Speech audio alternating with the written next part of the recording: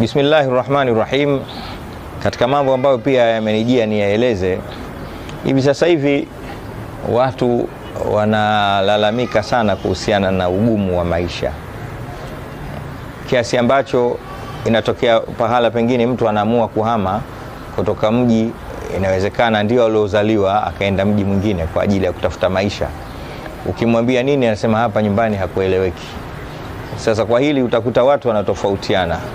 Watu wa Afrika wanakwenda Ulaya, wa Ulaya wanakuja Afrika. Watu wa Arabuni wanakuja Afrika, wa Afrika wanakwenda Arabuni na nchi zingine za Asia.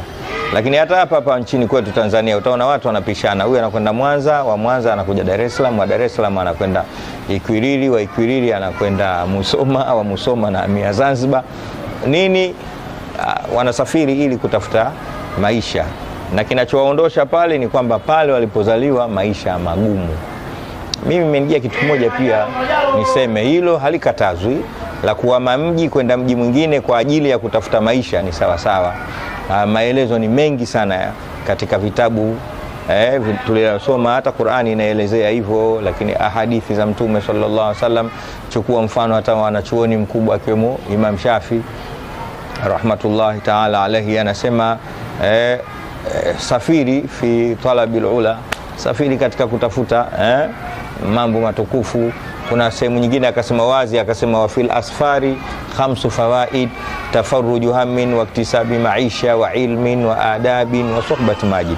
Maana katika kusafiri kuna mambo mengi, unapata elimu, unapata adabu, unapata na maisha, unapata marafiki. Watu wanaujua ubeti huu maarufu sana, hasa watu wanaokaa madaris na wanawasikia mashekhe wanayasema kila siku. Na ni kweli katika kusafiri kunabadilisha maisha, lakini pia unaweza kupata unafuu ukilinganisha na pale. Lakini tukiitizama dunia ya sasa, watu hawapati unafuu. Najua hii klipu itakwenda Ulaya, na kuna klipu hii itakwenda Afrika, klipu hii itakuwa Asia, klipu hii itakwenda sehemu nyingi tu. Nyie wote mnaoisikiliza mtakuwa mashahidi. Sasa hivi huko Ulaya mlipo pia matatizo, na mkija Afrika matatizo, Arabuni matatizo, siji wapi matatizo, hivyo tofauti na huko nyuma. Nini maana yake? Jambo kubwa la msingi ni hili nataka kulisema, kwamba hiyo ni sababu ya kutafuta maisha. Kusafiri ni sababu ya kutafuta maisha, lakini ni sababun wahamiyun dhanniyun, ni sababu ya kubahatisha tunaweza kusema. Lakini ipo sababu ya hakika. Mtanishangaa kidogo kwa sababu watu wengine mnaweza kuwa wasomi wakubwa kunishinda mimi katika hili. Nayo ni sababu ya hakika ni nini? Sababu ya hakika ni kumtii Mwenyezi Mungu Subhanahu wa Ta'ala, kumwabudu Mwenyezi Mungu Subhanahu wa Ta'ala, na kuhakikisha ulimwengu hauna madhambi. Hasa ili jambo kubwa la zina.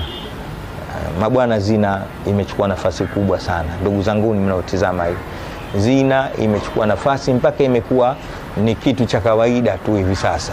Waliyadhi billah. Mwenyezi Mungu atukinge na tuhifadhi na jambo hili. Mwenyezi Mungu katika surati Nur aya namba 35 kisikosei kama hivi, lakini ni katika surati Nur. Mwenyezi Mungu, tizama haya maneno, anasema wa ankihul ayama minkum wasalihina min ibadikum wa imaikum, akasema in yakunu fuqaraa yughnihimullahu min fadlih wallahu wasi'un alim. Katumia fi'lu amri, yani anaamrisha waozesheni wajane miongoni mwenu na wale waliokuwa wema katika watumwa wenu na wajakazi wenu. Jawabu linakuja in yakunu fuqaraa yughnihimullahu min fadli, ikiwa mafakiri, mafukara, yani maskini, hawajiwezi, kwa kitendo cha kuwaozesha wakawa kila mmoja ana mke na mwanamke ameolewa ana mume, Mwenyezi Mungu hapa anasema yughnihimullahu min fadli, Mungu atawatajirisha, atawawezesha maisha yao katika fadhila zake Mwenyezi Mungu Subhanahu wa Ta'ala, kwa sababu yeye Mwenyezi Mungu wasi'un alim, ni mpana wa rehema na fadhila, tena anajua matatizo yanayowakumba huko ulimwenguni. Kwa hali ni hiyo, hivi sasa hivi tukiwa tumetumia jambo hili, basi matatizo yatakwisha duniani.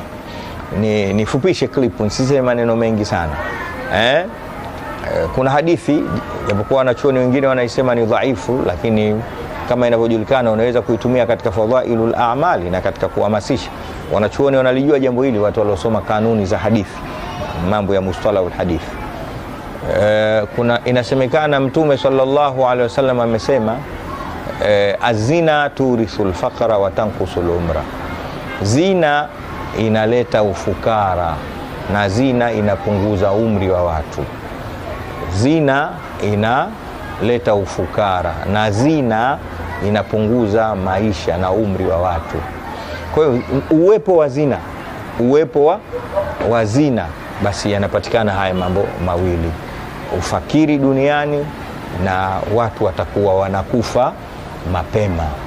Niseme hapa, wakati mwingine watu tunadhani hizi awamu, kutoka awamu ya mtawala huyu kuja awamu ya mtawala mwingine, ndio inaopelekea moja kwa moja watu kuwa na maisha magumu.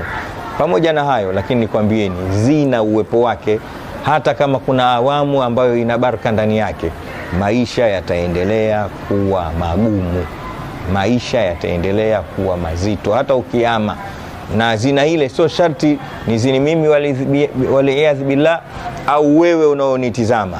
Uwepo wa zina tu hapa mtaani tunapokaa hapa, ikipatikana watu wanazini, mtu mmoja na mwezio wakazini tu, basi wote si washatuambukiza. Tutakuwa mafukara na pia itakuwa ni sababu ya sisi kufa mapema. Sasa tujitizame katika mitaa tunaokaa, kuna zina ngapi zinazofanyika kipindi hiki? Mimi na wewe tunaendelea katika klipu hii, mambo yakoje huko? Niseme jambo lingine, sasa hivi hataki kujia mtu nataka kufanya biashara na wewe, usimuulize umesoma la haraka, wala usimuulize una pesa ngapi bwana, ili tushirikiane tushare katika biashara zetu. Wala usimuulize, muulize umeoa baba, ili tushirikiane katika biashara ya kuuza mafuta, au biashara ya kuuza nazi, au biashara ya kuuza mkaa, au biashara ya kuuza magari, au biashara ya kuuza vijora, majinzi na mashati. Ushaoa? Akikwambia sijaoa, mwambie hapana, oa kwanza ili tuje kufanya biashara.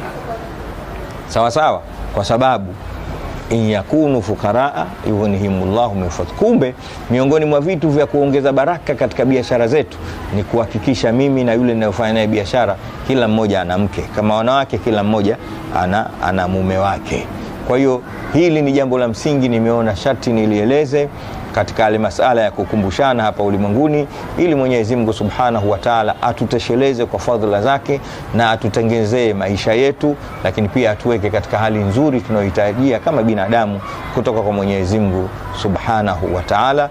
Azina turithul faqra wa tanqusul umra. Zina inaleta ufukara, lakini zina inaua mapema. Hapa imetumika mafuhumul mukhalafa. Mafuhumul mukhalafa ni kuongea na mtu kwa kinyume nyume. Maana mtu akikwambia kaa chini, maana yake amekwambia usisimame, na akikwambia simama, maana yake amekwambia usikae chini. Watu wa sheria wanasema amrun bi shay'in nahyun bi dhiddihi. Kuamrisha jambo ni kukataza kinyume chake. Kwa hiyo azina turithul faqra, maana yake zina inaleta ufukara, kinyume chake ndoa inaleta utajiri.